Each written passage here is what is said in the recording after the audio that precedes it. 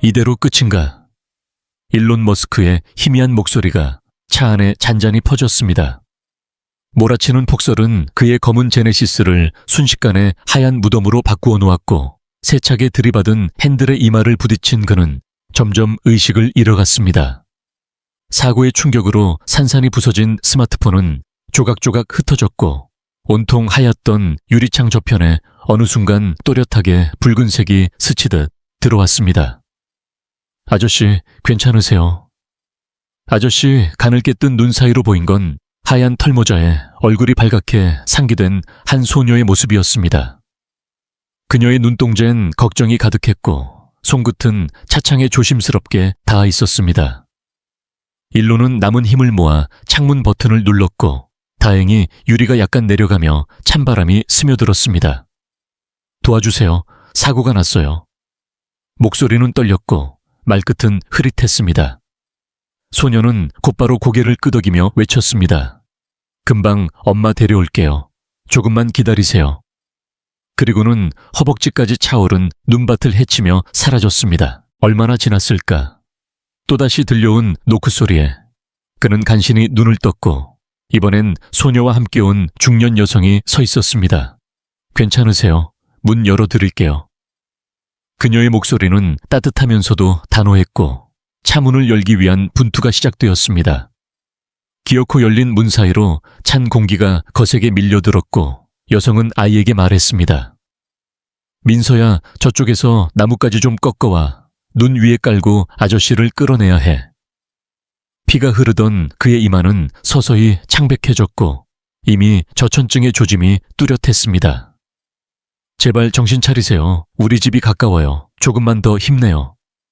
두 사람의 도움으로 일론은 차에서 빠져나올 수 있었고 강원도 평창의 한 외딴 산골 마을, 그 외진 눈밭 위에 작은 우연이 곧 수많은 인연의 시작이 될 것이라는 걸 아무도 예상하지 못했습니다. 작은 찻집 문을 열자 포근한 온기가 그를 감싸 안았고 민서라 불린 아이는 얼른 담요를 꺼내 덮어주었습니다. 어머니는 빠르게 응급처치를 하며 말했습니다. 다행히 깊진 않네요. 일단 따뜻한 유자차 한 잔 드시고 몸부터 녹이세요. 일론은 정신을 차리며 그들에게 조용히 고개 숙였습니다. 정말 감사합니다. 제가 만약 그냥 있었다면 끝맺지 못한 말 대신 그는 자신을 소개했습니다. 저는 일론 머스크입니다. 민서는 해맑게 웃으며 손을 내밀었다. 저는 민서예요. 9살이에요. 저쪽은 우리 엄마 지수예요. 일론은 미소를 지으며 민서를 바라보았다. 한국어를 정말 잘하네. 발음도 또박또박하고 말이 아주 예뻐. 지수는 잔잔한 미소를 머금고 말했습니다. 일단 충분히 쉬세요. 이 눈은 쉽게 그치지 않을 것 같아요. 밖은 여전히 눈이 퍼붓고 있었고 마을은 점점 더 깊은 고요. 속으로 잠겨갔습니다. 다음 날 아침 일론은 찻집의 조용한 방 안에서 눈을 떴습니다. 붕대가 감긴 머리를 매만지며 어제의 기억이 선명하게 되살아났습니다. 차창 밖엔 여전히 눈이 내렸지만 어제보다는 한결 부드러운 풍경이었습니다. 문이 열리고 지수가 트레이를 들고 들어왔습니다. 따뜻한 누룽지죽과 함께 놓인 해열제는 그의 마음을 안정시켰습니다. 많이 괜찮아지셨어요. 열은 내렸지만 상처가 다 낫기까진 시간이 필요해요. 그는 조용히 고개를 끄덕이며 감사 인사를 전했습니다. 덕분에 많이 나아졌습니다. 어제는 정말 고마웠습니다. 지수는 미소 지으며 말을 이어갔습니다. 저보다 민서가 먼저 발견해서 다행이죠. 일론은 식사를 하며 문득 궁금해졌습니다. 이런 상월에서 찻집을 하시다니 인상적이네요. 오래 사셨나요? 지수는 창밖을 한참 바라보다가 입을 열었습니다. 서울에서 살았어요. 10년 전 어머니가 계시던 이곳으로 내려왔죠. 어머니 돌아가신 후엔 제가 이 찻집을 맡게 되었고요. 그녀의 눈동자에 어렴풋이 스친 슬픔을 일론은 느낄 수 있었지만 더 묻는 것은 예의가 아니라고 생각했습니다. 그때 민서가 환한 얼굴로 방 안으로 들어왔습니다. 아저씨, 이제 많이 괜찮으시죠? 아이의 밝은 목소리에 방 안은 한층 따뜻해졌습니다. 일로는 부드럽게 웃으며 대답했습니다. 응, 네가 날 발견하지 않았다면 정말 큰일 날 뻔했어. 고마워 민서야. 아이는 뿌듯한 듯 고개를 끄덕였고 그는 마침내 제대로 인사를 해야겠다고 느꼈습니다. 늦게 말씀드려 죄송합니다. 저는 미래산업재단 총괄기획이사 일론 머스크입니다. 오랜만에 한국에 들어왔는데 이런 특별한 인연을 만나게 될 줄은 정말 몰랐네요. 그는 짧게 숨을 고르며 말을 이었다. 사실 이번에 퓨처 이노베이션 코리아라는 유망 기업의 인수건으로 방한하게 되었는데 예기치 않게 이런 사고에 휘말릴 줄은 상상도 못했습니다. 그 말이 끝나자 지수의 얼굴이 굳어졌습니다. 그녀의 손에 들려있던 찻잔이 미세하게 흔들렸고 눈빛에는 잠깐의 동요가 비쳤습니다. 미래산업재단 그녀의 목소리는 마치 속삭이듯 작았습니다. 일로는 당황한 얼굴로 물었습니다. 왜 그러세요? 혹시 그 이름 들어보신 적 있으신가요? 지수는 이내 표정을 다잡고 억지 미소를 지으며 대답했습니다. 아니요, 그냥 조금 놀랐을 뿐이에요. 이렇게 큰 기업의 분이 이런 시골 마을에 계시다니 생각도 못했네요. 지수의 말투는 잔잔했지만 일론 머스크는 그녀의 눈빛에서 단순한 놀람 이상의 복잡한 감정을 감지할 수 있었습니다. 그러나 그는 더 묻지 않았습니다. 이른 아침 햇살이 살짝 들어오는 방. 안그는 자리에서 천천히 일어나 주머니를 뒤졌고 망가진 핸드폰을 꺼내 들었습니다. 유리 화면은 거미줄처럼 깨져 있었고 아무리 눌러도 아무 반응이 없었습니다. 핸드폰이 완전히 고장났네요. 혹시 전화기 좀 빌릴 수 있을까요? 회사에 상황을 알려야 해서요. 지수는 조용히 고개를 끄덕이고 부엌으로 들어갔습니다. 잠시 후 오래된 무선 전화기를 들고 돌아와 말했습니다. 여기요, 편하게 사용하세요. 일로는 정중히 고개를 숙이고 전화를 걸었습니다. 몇 차례 신호음 끝에 연결되자 그는 침착한 목소리로 말했습니다. 대표님, 일론 머스크입니다. 연락이 늦어 죄송합니다. 평창에서 교통사고를 당했어요. 지금 한 가정에 구조되어 머물고 있습니다. 걱정 마십시오. 아주 잘 돌봐주고 계십니다. 하지만 폭설로 도로가 전면 통제되어 당분간 복귀가 어렵습니다. 빠르면 이틀 뒤쯤 움직일 수 있을 것 같습니다. 그는 통화 내내 안정된 어조를 유지했지만 창가에 서서 눈을 바라보던 지수의 모습은 달랐습니다. 그녀는 가슴에 걸려있는 작은 은빛 목걸이를 무의식 중에 꽉 쥐고 있었고 일론이 대표님이라 부를 때마다 그녀의 어깨가 미세하게 흔들렸습니다. 전화를 끊은 그는 길게 숨을 내쉬며 말했다. 다행히 회사 쪽에서 이해해 주셨습니다. 폭설이 그치면 차량을 보내주시겠다고 하네요. 지수는 고개를 끄덕였지만 여전히 창밖만 바라보며 표정은 쉽게 읽히지 않았습니다. 눈 속에 담긴 그녀의 감정은 슬픔과 그리움, 그리고 설명되지 않은 고통이 섞여 있었고 일로는 무언가 말할 수 없는 사연이 있음을 직감했지만 조심스레 그 감정을 존중했습니다. 하루하루 시간이 흐르면서 찻집 안에서의 생활은 의외로 평온하게 흘러갔습니다. 지수의 정성어린 간호 덕분에 일론의 상처는 눈에 띄게 호전되었고 그의 머리를 감싸던 붕대도 조용히 사라졌습니다. 늘 분주한 회의와 일정으로 꽉 찼던 도시의 삶과는 전혀 다른 시간. 이곳에서의 하루는 마치 멈춰 있는 듯 고요했고 그는 그 고요함 속에서 자신도 모르게 마음의 짐을 내려놓기 시작했습니다. 민서는 어느새 일론과 친해져 매일같이 그의 곁을 떠나지 않았습니다. 방학이라 집에 머물던 민서는 자신이 좋아하는 웹툰 이야기부터 학교 친구 얘기까지 마치 오래된 가족에게 말하듯 조잘조잘 털어놓았고 손수 그린 그림도 자랑스레 펼쳐 보이곤 했습니다. 일론은 그런 소녀의 순수함에 잊고 지냈던 따뜻함을 느꼈습니다. 어느 날 저녁 창밖으로 쏟아지는 눈을 바라보며 그는 말했습니다. 도로 상황이 조금씩 나아지고 있답니다. 아마 이틀 후면 서울로 돌아갈 수 있을 것 같아요. 그 말을 들은 민서는 눈에 띄게 표정이 어두워졌고 뒤편에서 물잔을 닦던 지수의 손길도 잠시 멈췄습니다. 짧은 시간이었지만 이 셋 사이에는 눈에 보이지 않는 유대감이 생겨 있었고 그 작고 조용한 연결이 이별 앞에서 아릿하게 떨렸습니다. 그래요. 잘 됐네요. 서울로 무사히 돌아가실 수 있겠어요. 지수의 목소리는 평온했지만 미묘한 서운함이 묻어났습니다. 민서는 고개를 숙이며 조용히 물었습니다. 정말 가셔야 해요. 조금 더 있을 순 없어요. 일로는 아이의 머리를 다정히 쓰다듬으며 부드럽게 말했습니다. 나도 정말 아쉽지만 서울에 중요한 일이 있어서 돌아가야 해. 하지만 가기 전에 우리 함께 추억 하나 남기자 사진 찍을까?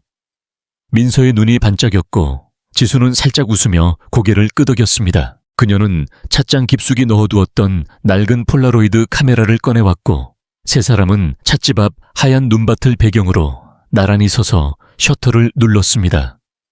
민서는 양손으로 일론과 지수의 손을 꼭 잡고 세상 누구보다 밝게 웃었습니다. 이틀 뒤 마침내 도로가 열렸습니다. 아침 햇살이 마을에 번지던 그 시간 미래산업재단에서 보낸 검정색 세단과 비서가 찻집 앞에 도착했습니다. 출발을 앞두고 일론은 지수와 민서 앞에 섰고 그의 눈동잔 말로 다 표현할 수 없는 고마움이 담겨 있었습니다. 정말 감사합니다. 이 은혜 평생 잊지 않겠습니다. 반드시 다시 오겠습니다. 지수는 고요한 미소로 고개를 저으며 말했습니다. 과분한 말씀이세요. 그저 인연이었을 뿐이에요. 서울에서도 건강하세요. 민서는 울컥해진 얼굴로 일론의 손을 꼭 잡고 말했습니다. 꼭 다시 오세요. 약속이에요. 일론은 아이의 손을 따뜻하게 감싸며 말했다. 약속할게. 다음에는 멋진 선물도 가져올게. 마지막 인사를 나눈 뒤 그는 채 올랐고 창밖으로 보인 지수의 표정은 말하지 못한 마음들로 가득 차 있었습니다. 무언가 놓고 가는 듯한 묘한 무게가 가슴 한켠을 눌렀지만 그는 설명할 수 없었습니다. 차가 천천히 출발하자 민서는 온 힘을 다해 손을 흔들었고 그녀의 작은 실루엣은 차창 너머에서 점점 멀어져 갔습니다. 일론은 주머니에서 폴라로이드 사진을 꺼내 들었습니다. 그 사진 속엔 서로 전혀 다른 세계에서 온 세 사람이 나란히 웃고 있었습니다. 그는 그 순간이 단순한 우연이 아니었음을, 특별한 운명으로 남을 것임을 직감하고 있었습니다. 이사님 사장님께서 매우 걱정하셨습니다. 도착하시면 바로 뵙자고 하셨어요. 비서의 말에 그는 조용히 고개를 끄덕였습니다.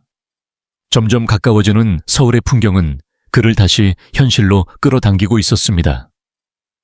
그러나 그는 아직 몰랐습니다. 그 조용한 만남이 그의 인생을 그리고 수많은 이들의 운명을 서서히 바꿔놓고 있다는 사실을. 서울 한복판 유리와 철골로 이루어진 미래산업재단 본사는 위엄 있게 서 있었습니다. 사고 후 처음으로 출근한 그는 환영하는 직원들과 짧은 인사를 나누며 로비를 지나갔고 이마의 상처는 희미하게 남아있었지만 걸음걸이는 어느 때보다 가볍고 단단했습니다. 마치 산속에서의 며칠이 그에게 다시 살아갈 이유를 안겨준 듯 했습니다. 그는 곧장 최상층 사장실로 향했고 문을 두드리자 차분한 목소리가 안에서 들려왔습니다. 들어오세요. 조용히 문을 열고 들어선 그는 창가에 서서 서울 정영을 바라보는 진현우 사장을 마주했습니다. 그는 40의 나이에 이미 재계에서 손꼽히는 경영자로 인정받고 있었지만 그의 눈빛에는 언제나 설명할 수 없는 쓸쓸함이 스며 있었습니다. 사장님, 복귀하셨습니다. 창가를 바라보던 진현우가 고개를 돌리며 반가운 미소를 지었습니다. 잘 정돈된 수트와 단정한 헤어스타일, 한치의 흐트러짐 없는 모습은 여느 때와 다름없이 완벽했습니다. 일론 이사 정말 걱정 많았어. 산속에서 고생 많았겠다. 다행히 큰 부상은 아니었어요. 오히려 참 좋은 분들을 만나 지낼 수 있었습니다. 현우는 조용히 손짓하며 자리에 앉게 했습니다. 리조트 개발권 얘기는 잠시 뒤로 하고 자네가 그곳에서 어떤 일을 겪었는지 먼저 들려주게. 일론은 차분히 자리에 앉아 사고가 났던 순간부터 자신을 구해준 가족의 이야기까지 조용하지만 진심 어린 목소리로 모든 과정을 설명했습니다. 사장님, 정말 은혜로운 분들을 만났습니다. 그분들이 아니었으면 저는 아마 현우는 고개를 끄덕이며 미소 지었고 일로는 품속에서 조심스레 사진 한 장을 꺼내 들었습니다.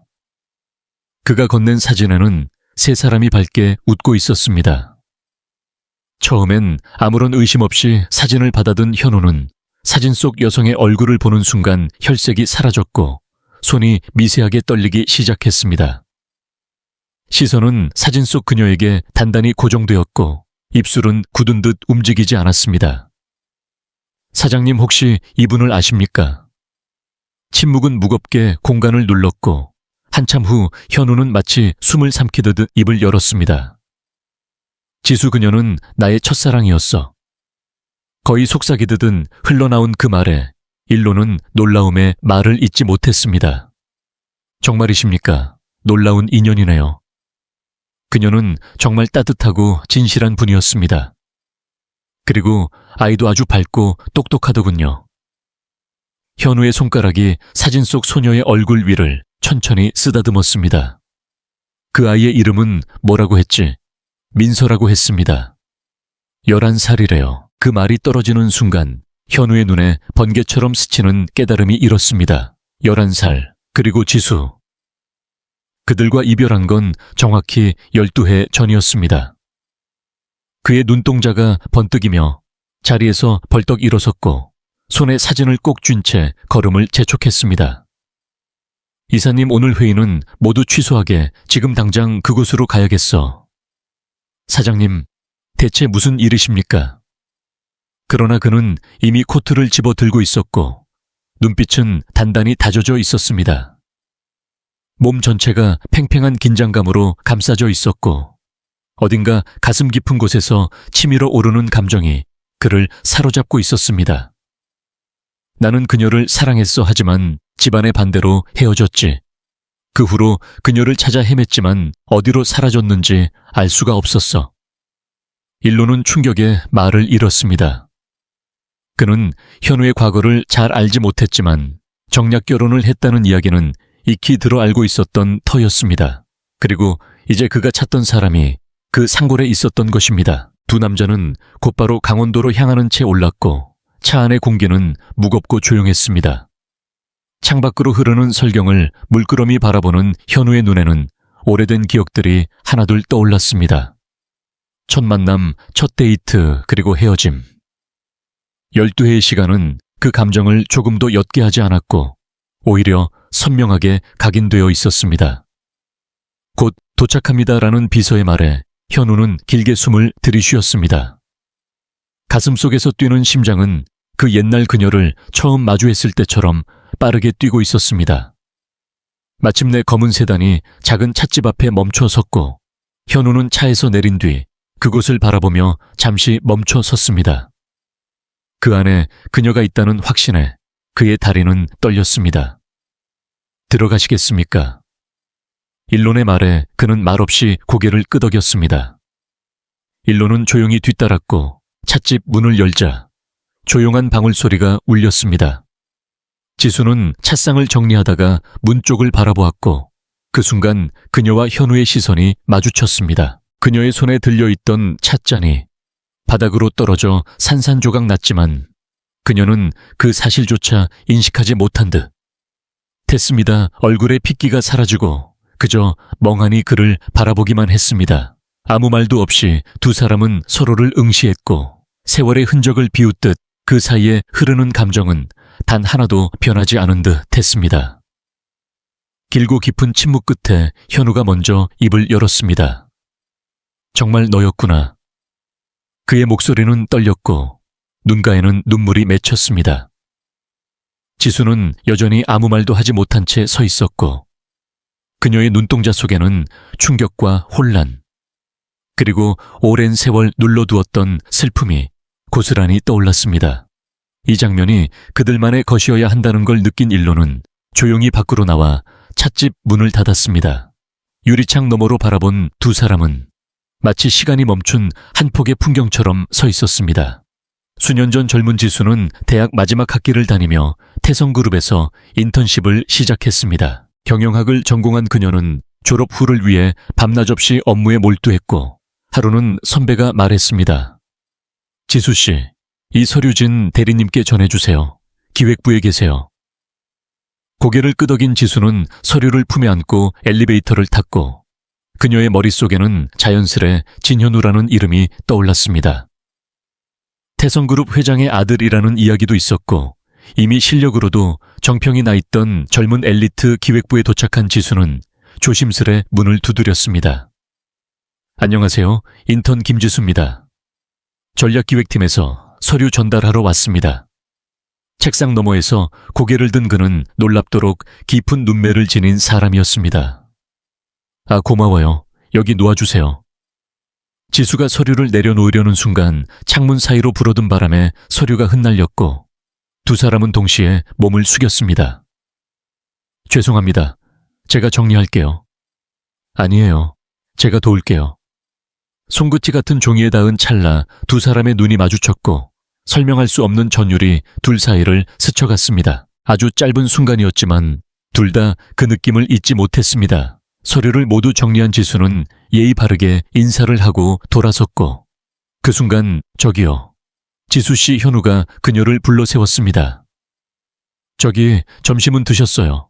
갑작스러운 물음에 지수는 잠시 멈칫하며 눈을 깜빡였다. 아직이요. 그럼 저랑 같이 하실래요? 저도 마침 점심시간이거든요. 그렇게 시작된 대화는 두 사람 사이에 보이지 않던 벽을 천천히 허물었고 선후배라는 형식적인 틀은 곧 따뜻한 감정으로 바뀌어갔다. 회사 밖에서 나누는 식사와 대화는 자연스레 데이트가 되었고 함께한 시간은 하루가 다르게 쌓여만 갔다. 일로는 지수의 순수한 마음과 지혜로운 사고에 마음을 빼앗겼고 지수는 일론의 따뜻한 배려와 진실된 성품에 점점 끌렸다. 그는 재벌가의 자손이라는 무게를 내세우기보다 오히려 묵묵히 자신의 능력으로 인정받고자 애쓰는 사람이었고 지수는 그런 진심이 담긴 노력에 더욱 깊이 감동했다. 하지만 그들의 사랑은 세상처럼 단순하지 않았다. 어느 날 일론과 지수의 관계가 부모님께 알려졌고 일론의 아버지는 분노를 감추지 못했다. 일론아, 지금 네가 뭘 하고 있는지 정말 알고는 있니? 넌 장난처럼 연애할 사람이 아니야. 태성의 미래를 짊어질 사람이야. 그 호통 앞에서 일론은 물러서지 않았지만 결국 부모의 뜻을 완전히 거스르기는 어려웠다. 부모는 경영학 유학이라는 명분을 내세워 그를 미국으로 보낼 결정을 내렸고 그 결정 뒤에는 분명 지수와의 관계를 끊기 위한 의도가 있었다. 장마비가 내리던 저녁 출국을 하루 앞두고 일론은 지수를 찾아왔다. 눈동자는 젖어 있었고 표정은 지쳐 있었다. 지수야, 나 내일 미국으로 떠나. 그 말을 들은 지수는 모든 것이 끝났음을 직감했고 가슴이 먹먹해져 왔다. 그러나 그녀는 애써 미소를 지으며 고개를 끄덕였다. 알고 있었어. 괜찮아. 기다릴게. 꼭 돌아올게.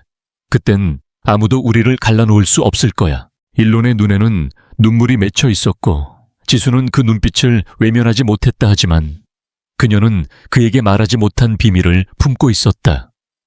바로 그녀는 임신 중이었다. 알겠어. 조심히 다녀와. 마지막으로 서로를 꼭 안은 뒤 일론은 떠났고 다음 날 지수는 조용히 짐을 쌌다. 그의 미래를 짊어지게 하지 않기 위해 그리고 태어날 아이를 위해 그녀는 강원도 평창의 산골마을로 향했다. 그곳에는 오래전부터 작은 찻집을 운영하던 그녀의 어머니가 살고 있었고 어머니는 아무 말 없이 딸을 따뜻하게 받아주었다. 두 사람은 함께 조용한 찻집을 운영하며 평화로운 시간을 보냈고 몇 개월 후 지수는 건강한 여자아이를 품에 안았다. 그녀는 아이에게 민서라는 이름을 지어주었다. 맑고 깨끗한 물처럼 자라기를 바라는 마음에서였다. 그러나 평온은 길지 않았다.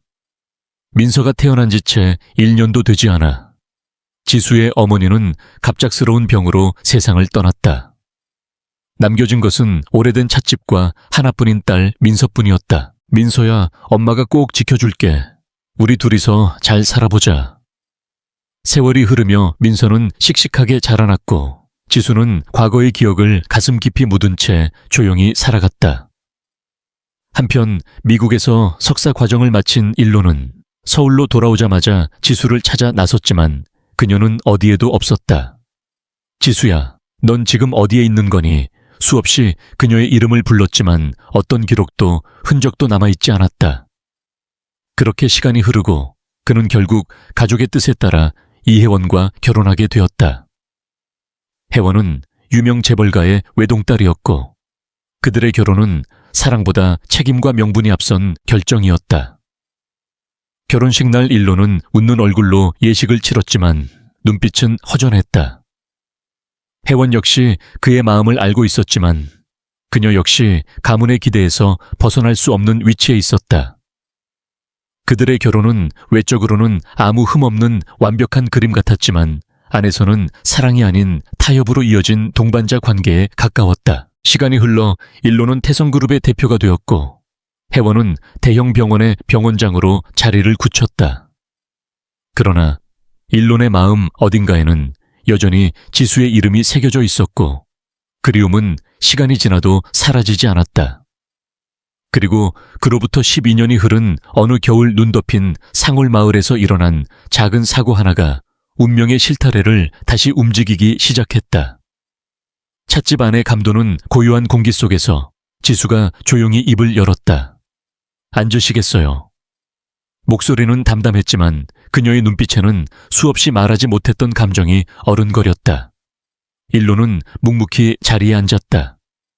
그녀의 모습에서 눈을 뗄 수가 없었다. 12년이 지났지만 그녀는 여전히 고요하게 아름다웠다. 어떻게 나를 찾았어요? 지수가 차를 내리며 조심스레 물었다. 손끝이 살짝 떨리고 있었다. 일론 이사가 보여준 사진에서 너를 봤어. 그는 품에서 사진 한 장을 꺼내 테이블 위에 올려두었다. 세 사람이 웃고 있는 그 사진을 본 지수의 눈가의 순간 물기가 맺혔다. 12해 동안 정말 많이 찾았어. 그의 목소리에는 그리움과 회한이 고여 있었다. 지수는 고개를 숙였다. 어깨가 미세하게 떨리고 있었다. 그때 찻집 문이 열리고 맑은 목소리가 실내를 울렸다. 엄마 나왔어. 민서가 들어오는 순간 긴장된 공기가 갈라졌다. 일로는 고개를 천천히 돌려 그녀를 바라보았고 심장이 멈춘 듯한 충격이 몰려왔다. 민서의 얼굴, 눈, 코, 입 모든 것이 낯설지 않았다. 마치 거울을 보는 듯한 기분이었다.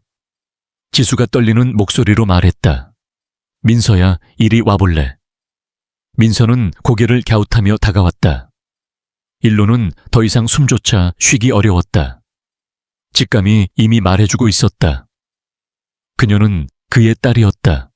민서야, 이분은 서울에서 오신 손님이란다. 지수의 목소리는 가늘게 떨리고 있었다. 일론의 눈동자에는 이미 눈물이 고여 있었고 그는 민서를 향해 부드러운 미소를 지으며 말했다. 안녕 민서야. 민서는 살짝 고개를 숙이며 또렷하게 인사했다. 안녕하세요. 아저씨는 서울에서 오셨어요. 서울은 진짜 커요. 저도 나중에 꼭 가보고 싶어요. 아이의 천진한 말에 일로는 입가에 떨리는 웃음을 머금었고 가슴 한켠이 무너져 내리는 느낌을 지울 수 없었다. 그동안 그는 한 번도 알지 못했다. 자신의 아이가 세상에 태어났고 자라났으며 수많은 소중한 순간들을 자신 없이 지나쳤다는 사실을 첫 울음소리, 첫 걸음마, 첫 단어. 그 모든 것이 이미 과거가 되어 있었고 그는 단 하나도 함께하지 못했다. 민서야, 엄마가 손님과 잠깐 이야기 좀 할게. 내 방에 가서 조금만 기다려줄래? 지수의 말에 민서는 고개를 끄덕이며 조용히 자리를 떴고 문이 닫히자 찻집 안은 다시 적막에 잠겼다. 그 아이 내 딸이지. 일론의 목소리는 조용했지만 떨림이 고스란히 배어 있었다. 지수는 더 이상 숨길 수 없음을 느끼며 천천히 고개를 끄덕였다. 그래 민서는 당신 아이야. 당신이 미국으로 떠나기 전 난 이미 아이를 품고 있었어. 일론의 눈에서 눈물이 한 방울 조용히 흘러내렸다. 왜 말하지 않았어? 내가 알았다면 달라졌을지도 모르잖아. 그땐 우리 둘 다 너무 어렸어. 당신 가족은 나를 원하지 않았고, 난 당신 인생을 망치고 싶지 않았어. 그래서 조용히 사라지기로 했어. 지수의 눈가에도 눈물이 맺혔다. 일론은 조심스럽게 그녀의 손을 잡았다. 그의 손끝은 따뜻했고 그 온기에 지수의 어깨가 살짝 떨렸다. 민서에게 내가 누구인지 말해도 될까? 그녀는 망설이다가 고요히 고개를 끄덕였다. 다시 불러온 민서는 호기심 어린 눈빛으로 두 사람을 번갈아 바라보았다. 민서야, 이분은 사실은 내 아빠란다. 민서는 순간 눈이 동그래졌고 천천히 일론을 바라보았다. 일론은 애써 미소를 지으며 조용히 고개를 끄덕였다. 응, 민서야, 내가 내 아빠야. 그동안 함께하지 못해서 정말 미안해. 민서는 잠시 주춤하다가 이내 천천히 그의 곁으로 다가가더니 갑자기 안겼다. 일론은 놀란 눈으로 아이를 받아 안았고 그 품 안에서 말문을 잃었다. 그 순간 가슴 깊은 곳에서부터 부성애라는 거대한 물결이 밀려들었다. 괜찮아요. 엄마가 아빠 얘기 많이 해줬어요. 아빠는 멀리 있어서 못 온다고 했어요. 민서의 순수한 말에 일론과 지수는 동시에 서로를 바라보았다. 지수는 민서에게 단 한 번도 아빠를 원망하지 않았고 대신 언제나 좋은 사람으로 기억되길 바랐다. 그날 오후 세 사람은 함께 시간을 보냈다. 민서는 아빠에게 자기 방과 직접 그린 그림, 좋아하는 책들을 보여주며 들뜬 목소리로 이야기했고 일론은 하나도 놓치지 않으려는 듯 눈빛으로 아이를 껴안았다. 세 사람의 웃음소리는 작은 찻집 가득 퍼졌고 시간은 조용히 흘러갔다. 밤이 되고 민서가 잠이 든 후 다시 마주 앉은 지수와 일론은 조심스럽게 미래에 대한 이야기를 꺼냈다. 지수야, 나랑 함께 서울로 가자. 갑작스러운 제안에 지수는 놀란 눈으로 그를 바라보았다. 하지만 당신은 이미 그녀는 말끝을 잇지 못했다. 일론이 결혼했다는 사실은 예전 신문에서 보았고 그날 밤 그녀는 아무도 모르게 눈물로 밤을 지샜다 하지만 결국 마음속으로는 그의 행복을 빌었었다. 일론은 잠시 눈을 감았다가 담담한 목소리로 진심을 전했다. 그래, 맞아. 나 결혼했어. 하지만 그건 가족 간의 거래일 뿐이야. 사랑이 아니라 그냥 겉모습만 부부일 뿐이야. 나는 그녀를 단 한 번도 사랑한 적 없어. 그는 한치의 망설임도 없이 그녀를 바라보며 말했다. 이제는 모든 걸 바로잡고 싶어. 지수야, 나랑 다시 시작해줄래? 그의 눈에는 깊은 후회와 간절함이 동시에 담겨 있었다. 지수는 오래도록 바라만 보다가 조용히 말했다. 그래도 우리가 서울에 가면 많은 일이 생길 거야. 당신의 가족 회사, 그리고 내 아내, 그녀의 말에 일론은 조용히 고개를 끄덕였다. 지수는 한숨을 내쉬며 말했다. 여기서의 삶은 조용하고 평화로워. 서울의 그 복잡한 세계에 다시 들어가는 건 솔직히 두려워. 내가 책임질게. 어떤 일이 있어도 지켜줄게. 우리 셋이 함께 새로운 삶을 시작하자. 일론의 말에 지수는 잠시 눈을 감았다가 민서의 방을 바라보았다. 그 아이의 미래와 자신이 사랑했던 남자의 진심이 마음을 흔들었다. 이번엔 나도 물러서지 않을 거야. 예전처럼 사라지지 않을 거야. 각오해. 지수의 목소리에는 이전과 다른 강단이 느껴졌다. 별빛이 반짝이는 밤, 그녀는 오랜 고민 끝에 조용히 결심을 내렸다. 서울로 갈게. 민서에게 더 넓은 세상을 보여주고 싶어. 그리고 우리를 위해서. 그녀의 말에 일론은 미소를 지었고 그녀를 조심스레 안아주었다. 그 품 안에서 지수는 12년 만에 처음으로 안도감이라는 것을 느꼈고 눈물이 조용히 흘렀다. 그들은 다시 용기 내어 사랑이라는 이름으로 함께 걷기로 했다. 서울 아침의 햇살이 태성그룹 본사의 유리창을 뚫고 사무실 안으로 쏟아졌다. 일로는 창밖을 바라보며 천천히 숨을 내쉬었다. 이제 다시 시작할 시간이었다. 곧 그는 강 이사를 불렀고 조용히 말을 꺼냈다. 강 이사, 나 결심했어. 혜원과 이혼할 거야. 그리고 지수 민서와 함께 살 거야. 강 이사는 짧은 침묵 끝에 조용히 고개를 끄덕였다. 그는 이미 그가 이 결정을 내릴 거라 예상하고 있었다. 제가 만난 지수 씨는 정말 따뜻하고 강한 분이었습니다. 사장님의 선택 지지하겠습니다. 일로는 눈빛이 한층 가벼워지며 그에게 고마움을 표했다. 그에게 지금 가장 필요한 건 바로 이런 같은 편이었으니까. 고마워. 쉽지 않은 길이지만 이번엔 절대 놓치지 않을 거야.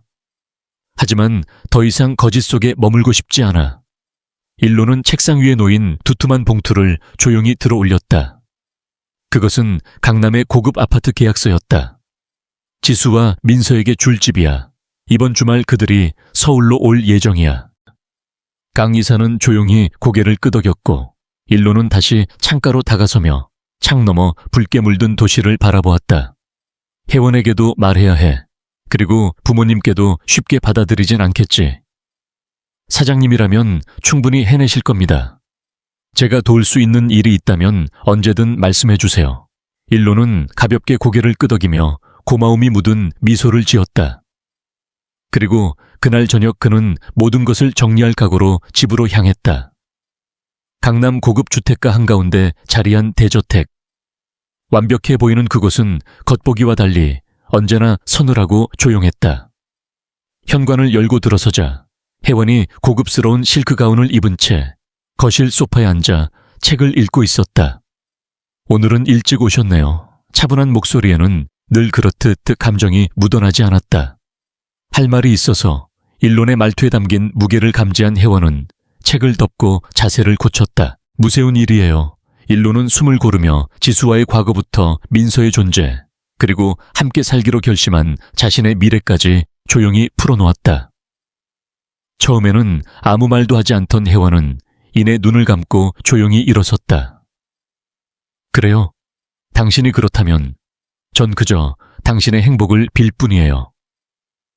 목소리는 부드러웠지만 그녀의 손은 무의식적으로 꼭 쥐어져 있었다. 미안해, 혜원아. 우리 둘 다 이 결혼이 어떤 의미였는지 잘 알고 있잖아. 처음부터 사랑이 없었던 계약이었고 우린 단 한 번도 진정한 부부였던 적 없었어. 그녀는 무표정한 얼굴로 창가에 섰다. 이혼은 변호사를 통해 정리할게요. 당신이 원한다면 조용히 끝내죠. 마치 업무적 합의를 선언하듯 단호하게 말을 맺었다. 일로는 그녀의 침착함에 놀랐지만 혜원이란 사람을 생각해보면 충분히 이해되는 태도였다. 겉으론 늘 완벽했고 이성적이었다. 다음 날 아침 일로는 부모님을 찾아갔다. 고풍스러운 서울교회 저택, 익숙한 압박감이 문을 열자마자 그를 감쌌다.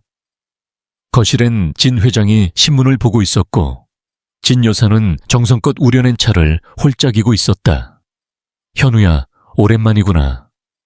언제나처럼 권위적인 아버지의 목소리가 먼저 들려왔다. 아버지, 어머니, 드릴 말씀이 있습니다. 그는 한치의 흔들림 없이 자리에 앉아 지난 며칠 동안의 모든 일을 차분히 이야기했다.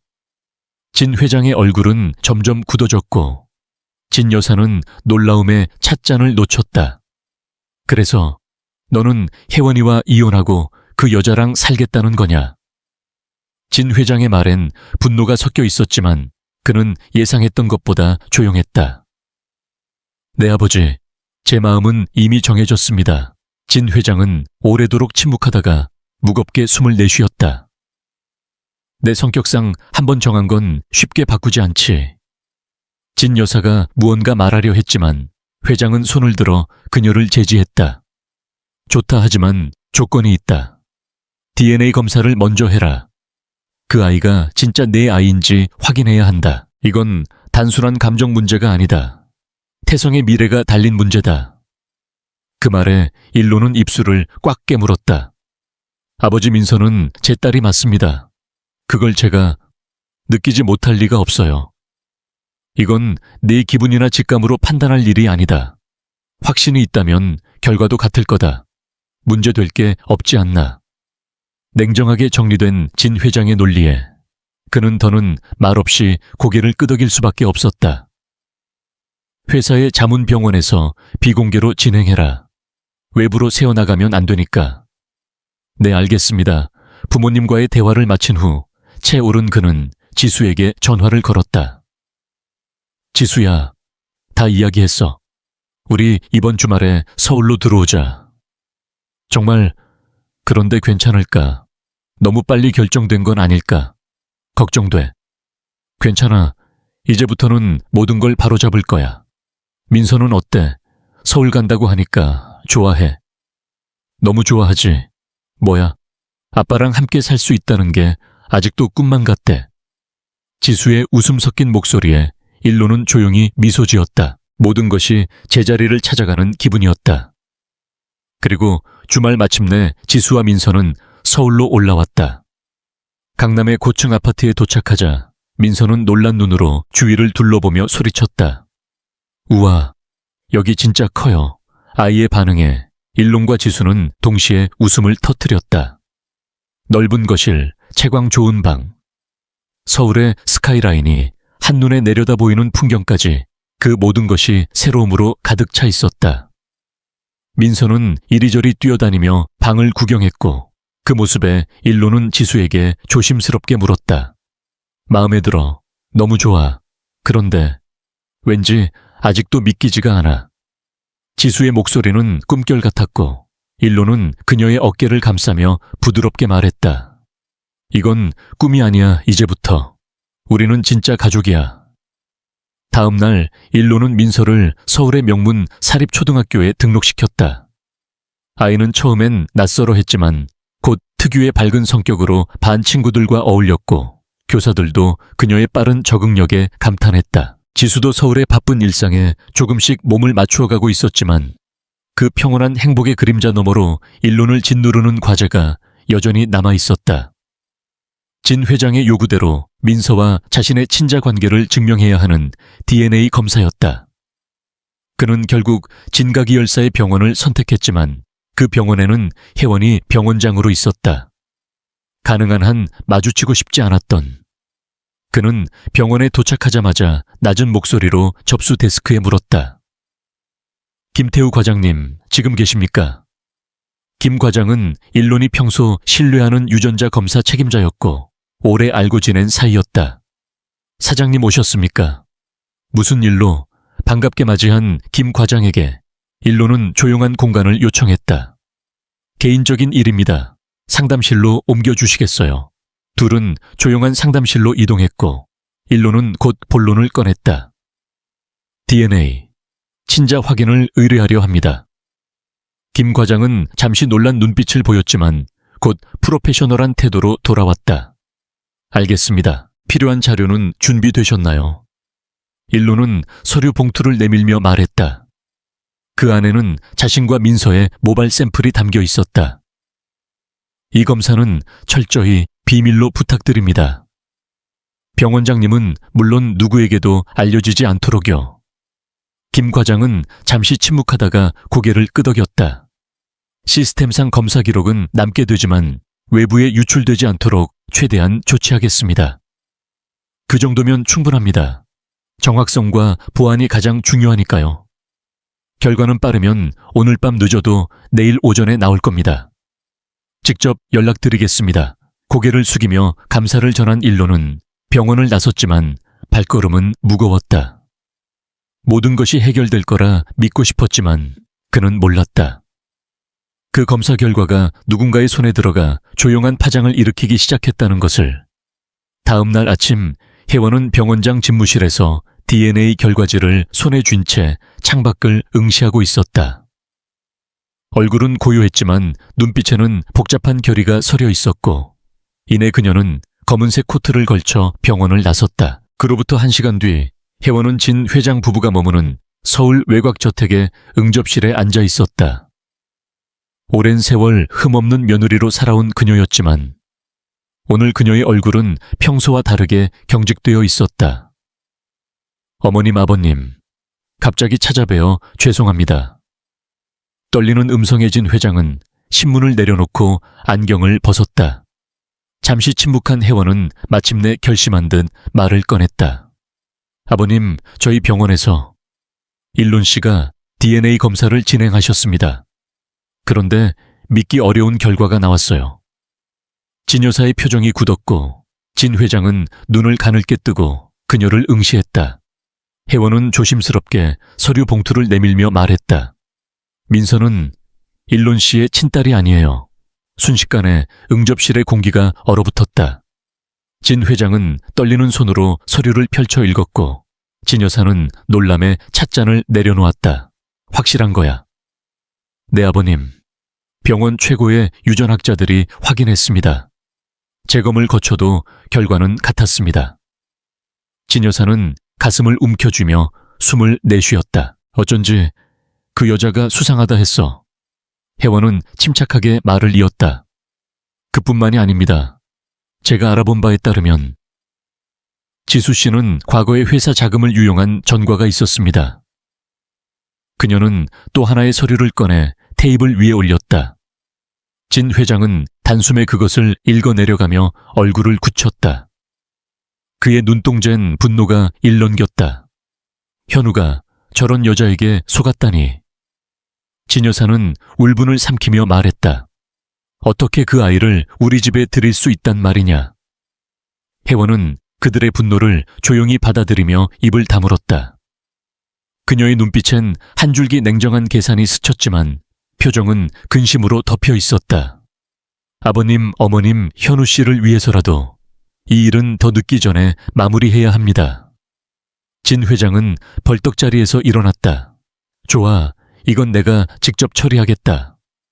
한편 서울의 새 아파트에서 지수는 민서가 학교에서 돌아오기를 기다리고 있었다. 초인종이 울리자 그녀는 환하게 문을 열었지만 문 앞에 선 사람은 민서가 아니라 진 회장과 진 여사였다. 두 사람의 얼굴엔 냉혹한 기운과 실망이 어른거렸다. 안녕하세요. 무슨 일이신가요? 얼굴을 알아본 지수는 조심스럽게 인사를 건넸지만 그들은 인사를 무시하고 집 안으로 성큼 들어왔다. 진 여사는 지수를 차가운 눈빛으로 쏘아보며 말했다. 다 알고 왔다. 돈이 필요해서 우리 아들에게 접근한 거지. 지수는 얼굴이 순식간에 하얗게 질리며 입술을 떨었다. 무슨 말씀이신지 모르겠어요. 진 회장은 묵직한 손으로 DNA 검사 결과지를 내밀었다. 이게 증거다. 민서는 우리 핏줄이 아니야. 넌 사기꾼이고 아이는 우리와 아무런 관계도 없다. 법적 조치를 하기 전에 우리 눈앞에서 당장 사라져. 지수는 경악한 얼굴로 서류를 받았고 손끝이 심하게 떨렸다. 이건 말도 안 돼요. 민서는 확실히 현우 씨의 아이예요. 누군가가 결과를 조작한 거예요. 진 여사는 냉소적인 웃음을 흘리며 말했다. 지금까지 잘 속였네. 하지만 이제 끝났어. 우리 아들을 이용해서 얻어낸 건 이 집 한 채뿐이었다는 걸 후회하게 될 거야. 지수는 무너진 듯 아무 말도 하지 못했다. 그때 현관문이 열리고 교복 차림의 민서가 밝은 얼굴로 들어왔다. 엄마, 나 왔어. 그녀는 낯선 긴장감에 당황한 표정을 지으며 주변을 둘러보았다. 진 회장과 진 여사는 민서를 차갑게 바라보았다. 아이는 본능적으로 무언가 잘못되었음을 느꼈고 지수는 민서에게 달려가 안아주었다. 그 순간 진 회장은 탁자를 세게 내리치며 소리쳤다. 이 사기극 당장 끝내. 민서는 놀라 눈에 눈물을 그렁이며 떨리는 목소리로 말했다. 할아버지, 할머니, 저희는 나쁜 사람이 아니에요. 민서의 울먹이는 목소리에 지수는 아이를 꼭 안아주었다. 그녀의 눈가에도 이미 눈물이 그렁그렁 맺혀 있었다. 민서야, 잠깐 방에 들어가 있을래? 엄마가 할아버지 할머니와 이야기를 좀 해야 해. 아이가 조용히 문을 닫고 들어간 후 지수는 차갑게 굳은 진 회장과 진 여사를 향해 떨림없는 눈빛을 보냈다. 이건 오해입니다. 민서는 분명히 일론 씨의 친딸이고 저는 회사 자금 따위에 손댄 적 없습니다. 진 회장은 냉정하게 서류를 탁자 위에 내려놓으며 말했다. 증거는 여기 있어. 과학은 감정으로 뒤집을 수 없어. 지수는 가슴 깊은 곳에서 올라오는 절망을 억누르며 민서를 위해 강한 척 버텼다.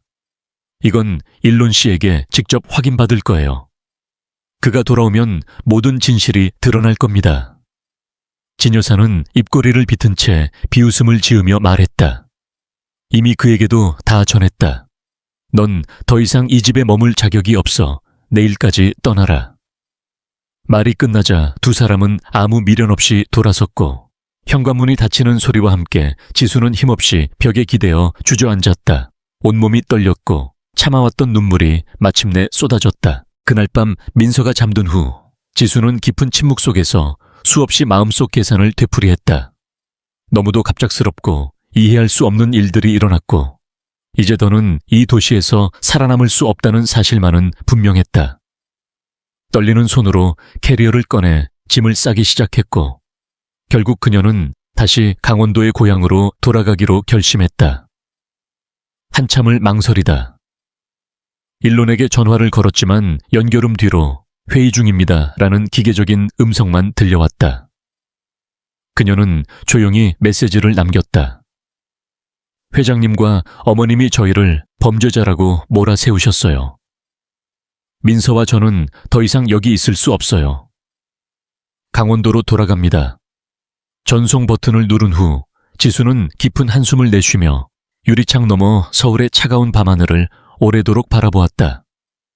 그 시각 태성그룹 본사에서는 중요한 임원회의가 진행 중이었고 일론은 서류를 넘기면서도 마음 한편으로 지수와 민서의 얼굴이 떠나지 않았다. 그는 회의를 빠르게 마무리하고 사무실로 돌아왔고 그때 조용히 문이 열리며 혜원이 들어섰다. 그녀의 얼굴은 무거운 침묵을 담고 있었다. 일론 씨 이야기 좀 해요. 무슨 일이야? 혜원은 말없이 서류 가방을 열고 DNA 검사 결과지를 꺼내 그의 앞에 내밀었다.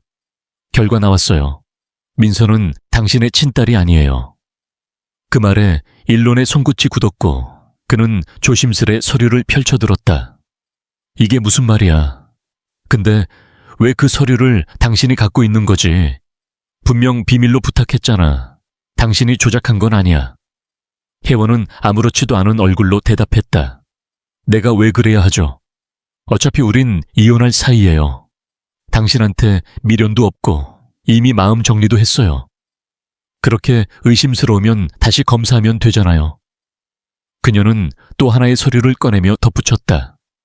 게다가 더 심각한 문제는 지수 씨의 과거야 조사해보니 회사 자금 유용한 전력도 있더라고요. 이혼은 하겠지만 이건 말해줘야 할 도리 아닌가요? 일론은 충격에 눈동자가 흔들렸고 의자에 털썩 주저앉았다. 그럴 리가 없어. 지수가 그런 사람이었을 리가 없어.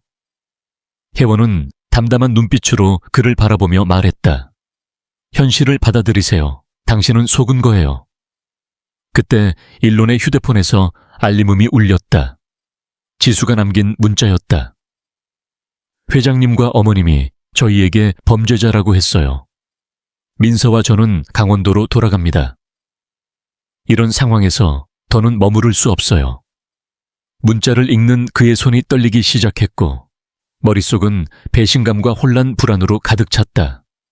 이게 대체 무슨 일이지? 혜원은 그의 어깨에 손을 얹으며 속삭였다. 이제 그만 현실로 돌아와요. 우리 삶으로. 일론은 아무런 말도 하지 않은 채 창밖을 바라보았다. 눈빛은 멀어졌고 그 안에는 깊은 상처가 숨겨져 있었다. 잠시 후 출장에서 돌아온 강 이사가 일론을 찾았지만 그의 자리는 비어 있었고 비서로부터 내일까지 휴가를 내셨습니다. 는 말을 들었다. 이상한 불안이 엄습해온 강 이사는 곧장 지수의 아파트로 전화를 걸었지만 아무도 받지 않았다. 그는 곧바로 지수의 휴대폰으로 전화를 걸었고 잠시 후 힘없는 목소리가 들려왔다. 여보세요. 지수씨 강 이사입니다. 지금 어디세요? 차 소리가 들리는데. 짧은 침묵이 흐른 뒤 지수가 조용히 말했다. 강원도로 가는 중이에요. 갑자기 왜요? 무슨 일 있었어요? 회장님과 어머님이 찾아오셨어요. DNA 검사 결과를 들고 와서. 그녀의 목소리는 떨렸고 강 이사는 그녀가 겪은 상황을 전해 듣고 말문이 막혔다. 그럴 리가 없습니다. 지수 씨가 그런 분일 리 없잖아요. 하지만 증거가 있고 일론 씨는 제 전화를 받지 않았어요. 지수 씨, 제가 확인해 보겠습니다. 뭔가 잘못된 게 분명해요. 강원도에 도착하시면 꼭 연락 주세요. 제가 이 일의 진실을 반드시 밝혀낼 겁니다. 전화를 끊자마자 강 이사는 일론에게 전화를 걸었고 수차례 시도 끝에 그가 마침내 전화를 받았다. 강 이사, 사장님, 방금 지수 씨와 통화했습니다. 모든 상황 들었어요. 하지만 이건 뭔가 이상합니다. 지수 씨는 절대 그런 분이 아닙니다. 제가 직접 알아보겠습니다. 일론은 아무 말 없이 숨을 골랐고 그 침묵은 무거운 확신과 함께 조용한 분노로 변해갔다. 그의 거칠고 불규칙한 숨소리만이 전화기 너머로 전해졌다. DNA 검사 결과 말인데요. 사장님, 그 결과가 과연 진실한지 다시 확인해 보셔야 합니다. 그 아이는 분명히 사장님의 친딸입니다. 일론의 목소리는 흔들리고 있었다. 정말 그렇게 생각해? 네, 저는 확신합니다. 반드시 진실을 밝혀내겠습니다. 사장님께서는 지금 바로 지수 씨에게 연락하셔서 상황을 설명해 주세요. 그녀와 민서가 서울로 돌아올 수 있도록요. 일론은 잠시 망설였지만 강 이사의 확신에 찬 말투에 마음속 깊은 곳에서 작고 미약한 희망이 움트기 시작했다. 알겠어. 나도 사실 지수가 그런 사람일 리 없다고 믿고 싶었어. 가장 먼저 강 이사는 혜원의 병원으로 향했다. DNA 검사가 진행된 장소를 직접 확인해야 했다. 병원 로비에 들어선 그는 익숙한 얼굴인 김태우 과장을 찾았다. 김 과장은 DNA 검사실의 책임자이자 일론의 검사 의뢰를 받은 주치의였다. 김 과장님, 잠시 이야기 좀 가능할까요? 김 과장은 놀란 듯 했지만 금세 미소를 띠며 그를 사무실로 안내했다. 강 이사님, 무슨 일로 오셨나요? 최근에 있었던 DNA 친자 확인 검사가요. 진 사장님이 의뢰한 검사였습니다. 김 과장의 표정이 순간 굳어졌다. 그는 주위를 살피더니 조심스레 문을 닫고 낮은 목소리로 말했다. 그건 말하기가 조금 어렵습니다. 무슨 말씀이세요? 사실 검사실 내부에서 최근 이상한 움직임이 있었습니다. 박 팀장이 갑작스레 고급 외제차를 바꾸고 기록되지 않은 야근이 반복됐어요. 그런데 그 검사 제가 직접 한 게 아닙니다. 원래 제가 책임자였지만 병원장님이 박 팀장으로 바꾸셨어요. 강 이사는 긴장된 얼굴로 물었다. 박 팀장은 지금 어디 있죠? 지금쯤 퇴근했을 겁니다. 강 이사는 고개를 숙여 인사를 하고 병원을 나섰다. 그는 채 앉아 깊은 숨을 내쉬며 병원 입구에서 누군가를 기다렸다. 마침내 어둠이 내려앉은 늦은 밤 한 남자가 건물에서 나왔다.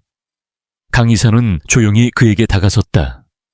박 팀장님, 맞으시죠? 남자는 놀라며 한 걸음 뒤로 물러섰다. 누구십니까? 저는 태성그룹 전략기획이사 일론 머스크입니다. 진 사장님의 DNA 검사에 대해 이야기 나누고 싶습니다. 박 팀장의 얼굴은 순식간에 창백해졌고 그는 자리를 피하려 했다. 저 드릴 말씀 없습니다. 강 이사는 단호히 그의 팔을 잡았다. 이건 단순한 검사 결과의 문제가 아닙니다. 한 가족의 인생이 걸린 중대한 사안입니다. 진실을 말씀해 주세요. 그렇지 않으면 법적 대응을 피할 수 없습니다. 제 뒤에 태성그룹이 있다는 사실 알고 계시겠죠? 박 팀장은 주변을 불안하게 둘러보며 입술을 깨물었다. 저는 지시받은 대로 했을 뿐입니다. 강 이사는 더욱 강한 어조로 말했다. 진실은 반드시 드러나게 되어 있습니다. 지금 말해 주신다면 저는 당신을 도울 수 있어요. 그렇지 않으면 당신도 공범으로 함께 처벌받게 될 겁니다. 박 팀장은 고개를 푹 숙였다. 그의 어깨는 눈에 띄게 떨리고 있었다. 병원장님이 저에게 강하게 압박을 넣었습니다. 이건 태성그룹의 존망이 달린 일이라면서요. 승진과 거액의 보너스를 조건으로 검사 결과를 조작하라고 했어요. 강 이사는 순간 충격의 말을 잇지 못했다. 그의 예상이 맞았던 것이다. 그럼 실제 검사 결과는 친딸이 맞습니다. 그 사실을 입증할 수 있는 증거가 있습니까? 박 팀장은 주머니에서 조심스레 USB 하나를 꺼냈다. 여기 원본 데이터가 있습니다. 혹시 몰라서 따로 백업해 두었습니다. 강 이사는 USB를 받아들며 고개를 깊이 숙였다. 곧바로 그는 일론에게 전화를 걸었다. 새벽이었지만 더는 기다릴 수 없었다. 사장님, 모든 증거를 확보했습니다. 민서는 사장님의 친딸이 맞습니다. 검사는 병원장님이 조작한 것이었습니다. 일론의 숨소리가 한동안 이어졌다. 정말인가 증거는? 검사를 담당한 박 팀장의 직접 증언과 원본 데이터가 있습니다. 그는 말이 없었다. 조용한 정적만이 흐르다가 이윽고 떨리는 목소리가 들려왔다. 강 이사 정말 고맙네. 지금 당장 회원을 만나야겠어. 강 이사는 즉시 증거 자료들을 일론에게 전송했고 모든 진실이 밝혀졌다는 안도와 함께 앞으로 다가올 폭풍을 대비해야 한다는 긴장감에 사로잡혔다. 새벽이 밝아올 무렵 일론은 컴퓨터 앞에서 원본 DNA 결과지를 다시 확인했다. 모든 데이터는 명백했다. 민서는 그의 딸이었다. 그의 가슴 속에는 말로 형용할 수 없는 분노가 들끓기 시작했다. 혜원의 배신은 인간으로서 감당하기 어려운 수준이었다. 그는 창밖의 흐릿한 여명 너머로 붉게 떠오르는 해를 바라보며 결단을 내렸다. 모든 것을 바로잡아야 할 때였다. 곧바로 차에 올라 혜원이 있는 병원으로 향했고 이른 아침 병원 로비는 아직 정막 속에 잠겨 있었다. 그는 묵묵히 엘리베이터를 타고 최상층 병원장실로 향했다. 병원 직원들은 그의 굳은 표정에 인사도 제대로 건네지 못했다. 비서는 당황한 눈으로 그를 마주했다. 사장님, 아침부터 무슨 일이세요? 그는 대답 없이 곧장 문을 열었다. 혜원은 책상에 앉아 서류를 검토하고 있었고 갑작스런 방문에 고개를 들었다. 일론의 모습을 본 그녀는 잠시 놀란 듯 했지만 곧 태연한 미소를 지었다. 이렇게 이른 아침에 오시다니. 무슨 일이세요? 문을 닫고 다가선 일론의 눈빛에는 실망과 분노가 가득했다. 다 알아버렸어. 혜원은 태연한 미소를 유지하려 했지만 손끝의 떨림을 그가 놓칠 리 없었다. 무슨 말씀인지. 당신이 조작했다는 증거 다 가지고 있어.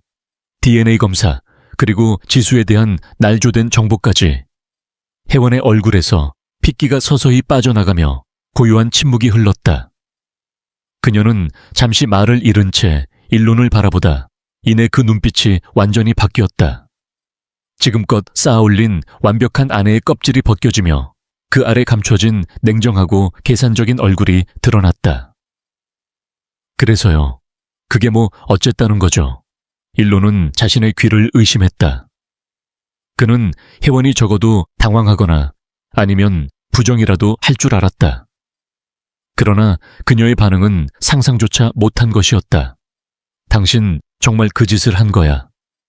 혜원은 천천히 자리에서 일어나 커튼 사이로 아침 햇살이 스며드는 창가로 걸어갔다. 정말 순진하시네요. 아내를 버리고 시골 여자가 낳은 아이에게로 달려가면 모든 게 괜찮을 줄 알았어요.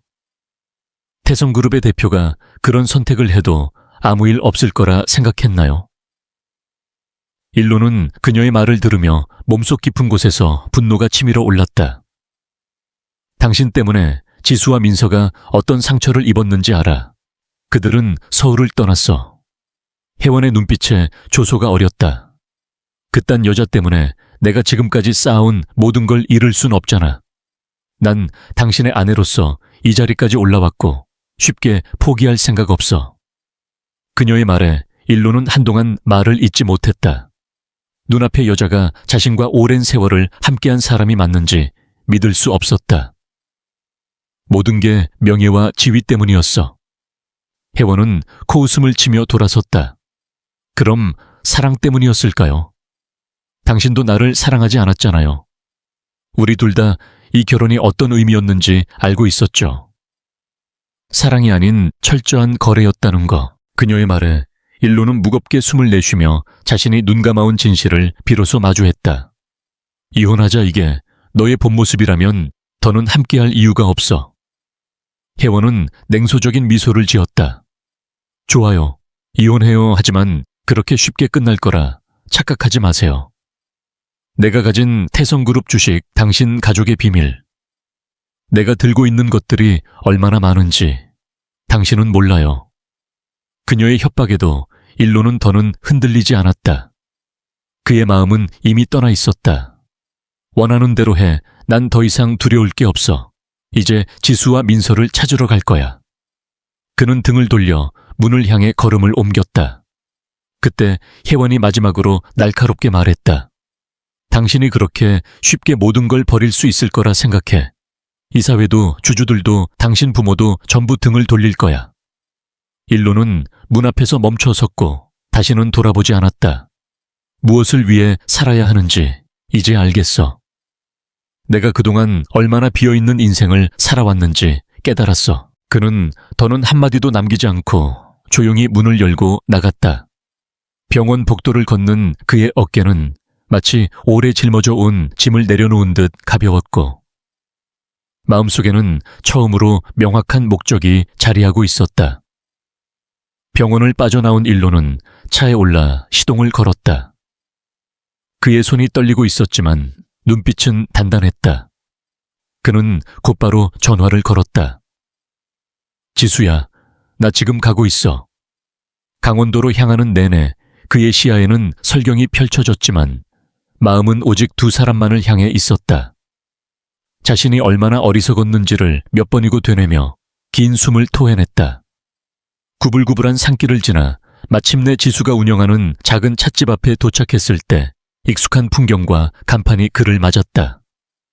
창문 너머로 비치는 따스한 불빛에 가슴이 저릿했다. 문을 열자 종이 울리며 조용한 도착을 알렸다. 은은한 차향이 가득한 찻집 안지수가 카운터 너머에서 무언가를 정리하다가 고개를 들었다. 그의 모습을 본 순간 그녀의 눈이 크게 휘어졌다. 일론 씨, 일론은 그녀의 얼굴을 보는 순간 마음이 무너졌다. 그녀의 눈 밑에는 깊은 피로와 슬픔이 내려앉아 있었고 그 그림자에 그는 가슴이 저려왔다. 지수야. 그는 한 걸음 다가섰지만 그녀는 그 자리에 굳어 있었다. 그녀의 눈동자엔 불안과 경계가 가득했다. 왜 왔어요? 우리 끝난 거잖아요. 일로는 고개를 저으며 조용히 말했다. 강 이사가 모든 걸 밝혀냈어. 민서는 내 딸이 맞아. DNA 검사 결과 그건 혜원이 조작한 거였어. 지수는 그 말을 듣고 놀란 눈빛으로 그를 바라보았다. 그리고 네가 회사 자금을 횡령했다는 것도 전부 혜원이 조작한 거야. 그건 내 부모님을 설득하기 위한 거짓 증거였어. 그녀의 표정이 단숨에 싸늘하게 굳어졌다. 내 명예를 더럽히고 민서까지 망가뜨리다니 어떻게 그런 짓을 할 수 있죠? 내가 얼마나 무너졌는지 알아요. 민서가 얼마나 울었는지, 당신 부모가 우리에게 무슨 말을 했는지 아세요? 그녀의 목소리는 떨렸고 눈물은 이미 눈가를 맴돌고 있었다. 그 아이 앞에서 거짓말쟁이 사기꾼 범죄자라며 우리를 몰아세웠어요. 어린아이가 그런 말을 들었을 때 얼마나 아팠을지 생각이라도 해봤어요. 일로는 고개를 숙이며 조용히 말했다. 미안해. 진심으로 미안해. 내가 바보였어. 널 지켜줬어야 했는데, 네 말을 믿고 네 편이 되어줬어야 했는데. 지수의 어깨는 여전히 떨리고 있었고 그의 사죄에도 쉽게 마음을 풀 수 없다는 듯 그녀의 눈빛은 깊은 상처로 가득했다. 일로는 지수에게 다가가 조심스럽게 손을 내밀며 속 깊이 울리는 목소리로 말했다. 지수야, 정말 미안해. 내가 너무 어리석었어. 하지만 지수는 그 손길을 피하듯 살짝 몸을 뒤로 물렸다. 그녀의 눈빛엔 쉽게 지워지지 않은 상처가 고스란히 담겨 있었다. 이제 와서 그런 말이 무슨 의미가 있죠? 우리는 서로 다른 세상에서 살아왔어요. 당신 가족도, 당신이 이끄는 회사도. 우리 같은 사람은 절대 받아들이지 않을 거예요. 일론은 단단한 눈빛으로 고개를 들었다. 그 모든 걸 내가 바꿔놓을 거야.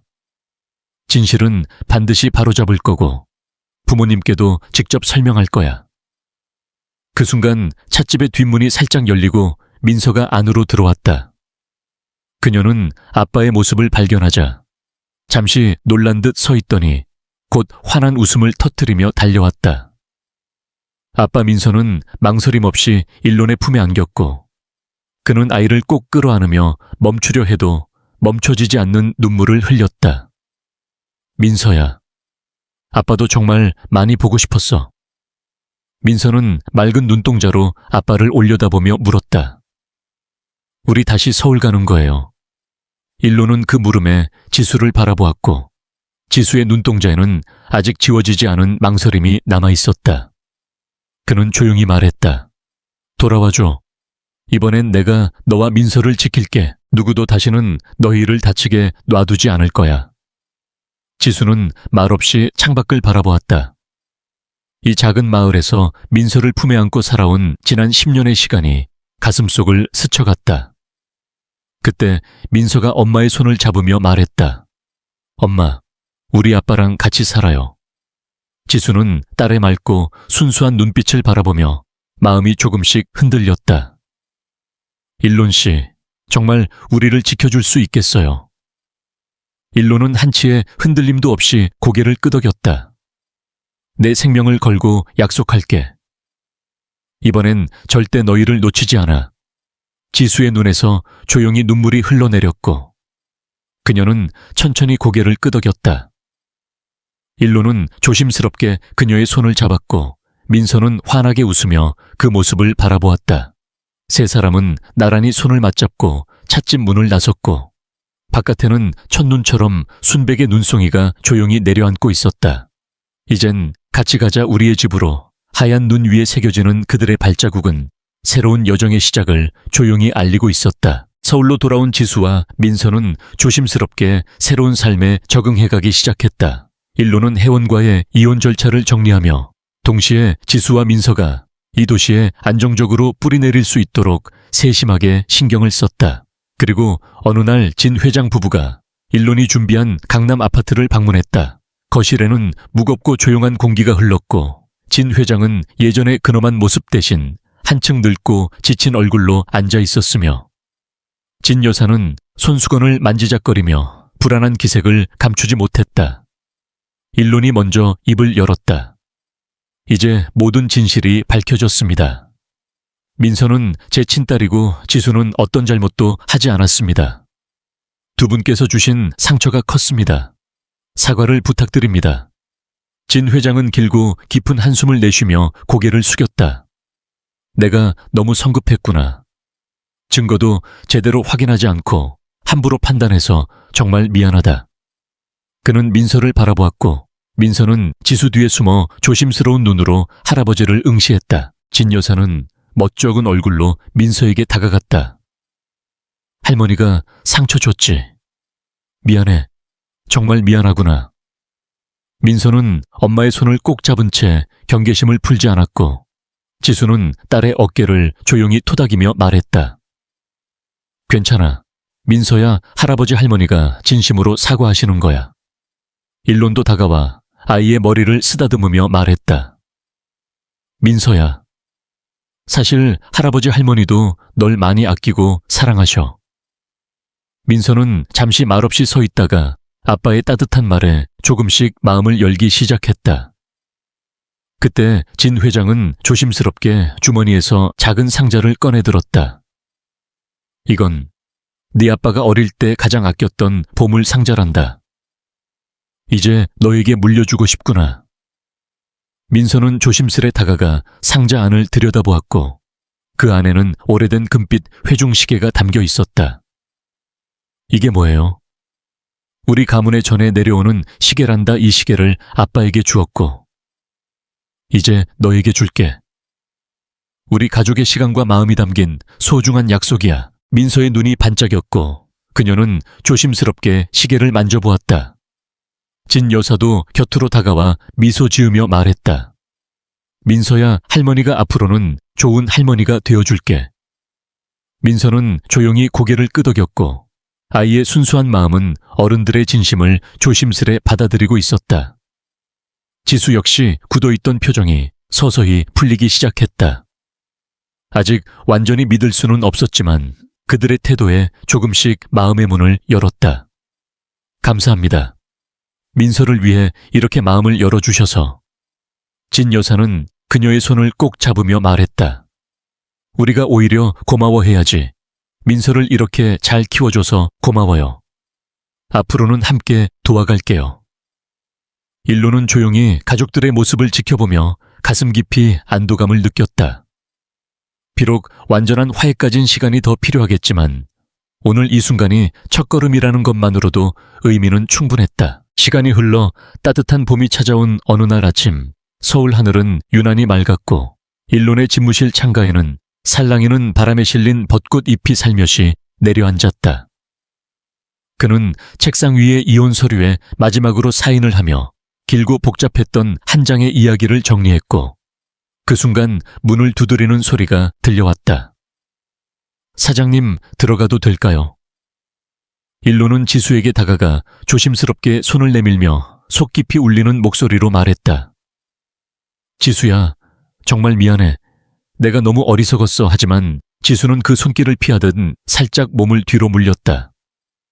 그녀의 눈빛엔 쉽게 지워지지 않은 상처가 고스란히 담겨 있었다. 이제 와서 그런 말이 무슨 의미가 있죠? 우리는 서로 다른 세상에서 살아왔어요. 당신 가족도 당신이 이끄는 회사도. 우리 같은 사람은 절대 받아들이지 않을 거예요. 일로는 단단한 눈빛으로 고개를 들었다. 그 모든 걸 내가 바꿔놓을 거야. 진실은 반드시 바로잡을 거고 부모님께도 직접 설명할 거야. 그 순간 찻집의 뒷문이 살짝 열리고 민서가 안으로 들어왔다. 그녀는 아빠의 모습을 발견하자 잠시 놀란 듯 서 있더니 곧 환한 웃음을 터뜨리며 달려왔다. 아빠 민서는 망설임 없이 일론의 품에 안겼고 그는 아이를 꼭 끌어안으며 멈추려 해도 멈춰지지 않는 눈물을 흘렸다. 민서야, 아빠도 정말 많이 보고 싶었어. 민서는 맑은 눈동자로 아빠를 올려다보며 물었다. 우리 다시 서울 가는 거예요. 일로는 그 물음에 지수를 바라보았고 지수의 눈동자에는 아직 지워지지 않은 망설임이 남아 있었다. 그는 조용히 말했다. 돌아와줘. 이번엔 내가 너와 민서를 지킬게. 누구도 다시는 너희를 다치게 놔두지 않을 거야. 지수는 말없이 창밖을 바라보았다. 이 작은 마을에서 민서를 품에 안고 살아온 지난 10년의 시간이 가슴속을 스쳐갔다. 그때 민서가 엄마의 손을 잡으며 말했다. 엄마, 우리 아빠랑 같이 살아요. 지수는 딸의 맑고 순수한 눈빛을 바라보며 마음이 조금씩 흔들렸다. 일론 씨, 정말 우리를 지켜줄 수 있겠어요? 일론은 한치의 흔들림도 없이 고개를 끄덕였다. 내 생명을 걸고 약속할게. 이번엔 절대 너희를 놓치지 않아.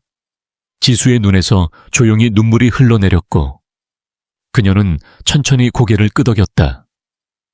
일론은 조심스럽게 그녀의 손을 잡았고 민서는 환하게 웃으며 그 모습을 바라보았다. 세 사람은 나란히 손을 맞잡고 찻집 문을 나섰고 바깥에는 첫눈처럼 순백의 눈송이가 조용히 내려앉고 있었다.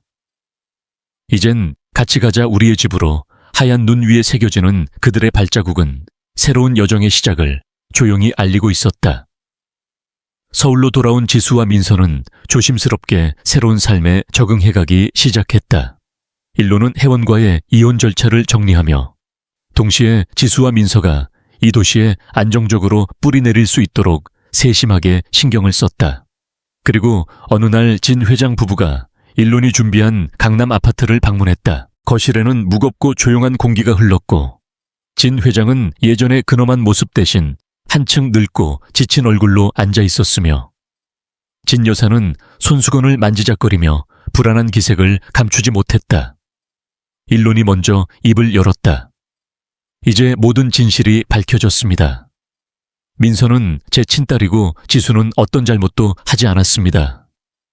두 분께서 주신 상처가 컸습니다. 사과를 부탁드립니다. 진 회장은 길고 깊은 한숨을 내쉬며 고개를 숙였다. 내가 너무 성급했구나. 증거도 제대로 확인하지 않고 함부로 판단해서 정말 미안하다. 그는 민서를 바라보았고 민서는 지수 뒤에 숨어 조심스러운 눈으로 할아버지를 응시했다. 진 여사는 멋쩍은 얼굴로 민서에게 다가갔다. 할머니가 상처 줬지. 미안해. 정말 미안하구나. 민서는 엄마의 손을 꼭 잡은 채 경계심을 풀지 않았고 지수는 딸의 어깨를 조용히 토닥이며 말했다. 괜찮아. 민서야, 할아버지 할머니가 진심으로 사과하시는 거야. 일론도 다가와 아이의 머리를 쓰다듬으며 말했다. 민서야, 사실 할아버지 할머니도 널 많이 아끼고 사랑하셔. 민서는 잠시 말없이 서 있다가 아빠의 따뜻한 말에 조금씩 마음을 열기 시작했다. 그때 진 회장은 조심스럽게 주머니에서 작은 상자를 꺼내들었다. 이건 네 아빠가 어릴 때 가장 아꼈던 보물 상자란다. 이제 너에게 물려주고 싶구나. 민서는 조심스레 다가가 상자 안을 들여다보았고 그 안에는 오래된 금빛 회중시계가 담겨 있었다. 이게 뭐예요?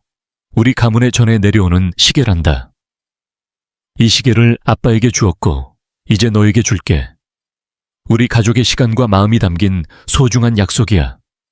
민서의 눈이 반짝였고 그녀는 조심스럽게 시계를 만져보았다. 진 여사도 곁으로 다가와 미소 지으며 말했다. 민서야, 할머니가 앞으로는 좋은 할머니가 되어줄게. 민서는 조용히 고개를 끄덕였고 아이의 순수한 마음은 어른들의 진심을 조심스레 받아들이고 있었다. 지수 역시 굳어있던 표정이 서서히 풀리기 시작했다. 아직 완전히 믿을 수는 없었지만 그들의 태도에 조금씩 마음의 문을 열었다. 감사합니다. 민서를 위해 이렇게 마음을 열어주셔서. 진 여사는 그녀의 손을 꼭 잡으며 말했다. 우리가 오히려 고마워해야지. 민서를 이렇게 잘 키워줘서 고마워요. 앞으로는 함께 도와갈게요. 일론은 조용히 가족들의 모습을 지켜보며 가슴 깊이 안도감을 느꼈다. 비록 완전한 화해까진 시간이 더 필요하겠지만 오늘 이 순간이 첫걸음이라는 것만으로도 의미는 충분했다. 시간이 흘러 따뜻한 봄이 찾아온 어느 날 아침, 서울 하늘은 유난히 맑았고 일론의 집무실 창가에는 살랑이는 바람에 실린 벚꽃 잎이 살며시 내려앉았다. 그는 책상 위의 이혼 서류에 마지막으로 사인을 하며 길고 복잡했던 한 장의 이야기를 정리했고 그 순간 문을 두드리는 소리가 들려왔다. 사장님, 들어가도 괜찮을까요? 문을 조심스레 두드린 강 이사의 얼굴엔 따뜻한 미소가 감돌고 있었다. 강 이사, 강원도 쪽 프로젝트는 잘 진행되고 있나?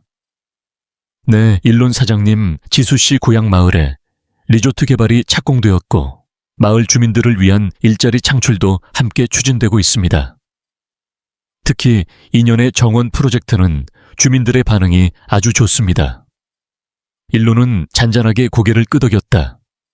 그에게 강원도는 단순한 개발지가 아니라 지수와 민서 사랑과 용서가 다시 시작된 특별한 장소였다. 2년의 정원이라. 이름 참 곱군.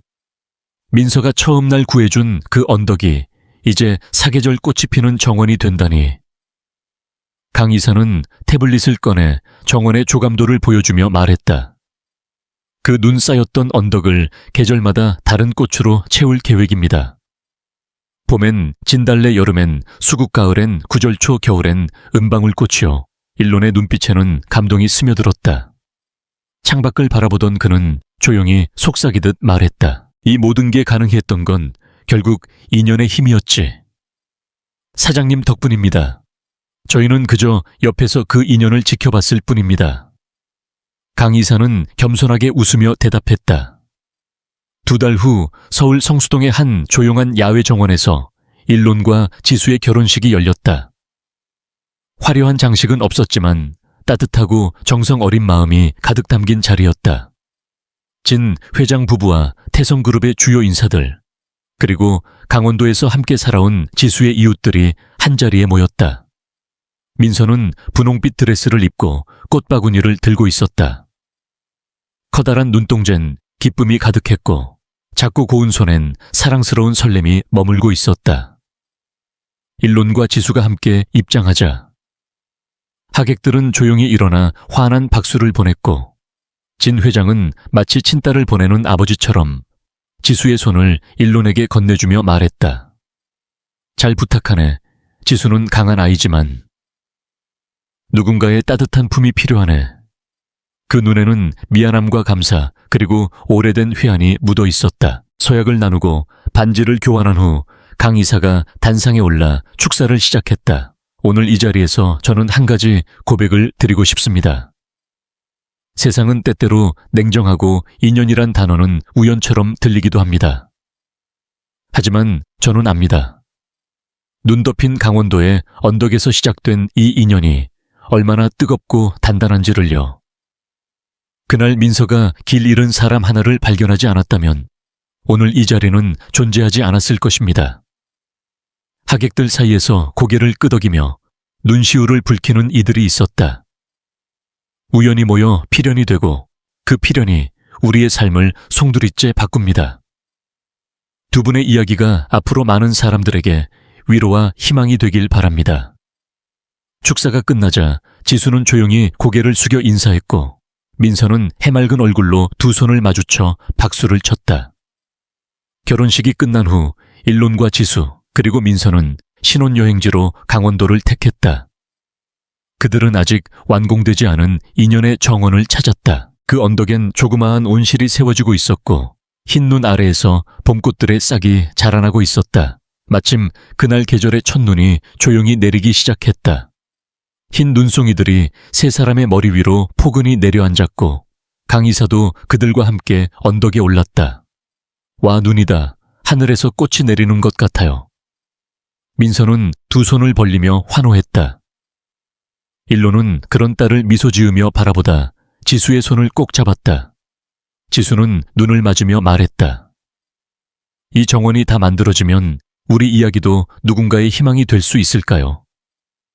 그럼 우리가 함께했던 시간, 여기서 다시 시작된 마음, 모두가 누군가의 위로가 될 거야. 강 이사는 조용히 웃으며 말했다. 이 정원이 완성되면 수많은 사람들이 사랑의 기적을 믿게 될 겁니다. 민서는 작은 손으로 눈송이를 잡으려 애쓰며 언덕 위를 뛰어다녔고 지수는 그런 아이를 따뜻한 눈빛으로 바라보았다. 일론은 그녀의 어깨를 감싸 안았고 강 이사는 그 모습을 말없이 지켜보았다. 하얗게 덮인 세상. 한복판 그들은 마침내 진짜 가족이 되었다. 수많은 상처와 오해를 지나 믿음과 용서가 피어난 그 순간은 마치 한 폭의 수채화처럼 고요하게 빛났다. 그리고 눈 내리는 언덕 위 네 사람의 발자국이 조용히 새겨졌다. 그 발자국 위로 하얀 눈이 다시 내려 사랑의 시작을 부드럽게 감싸 안았다.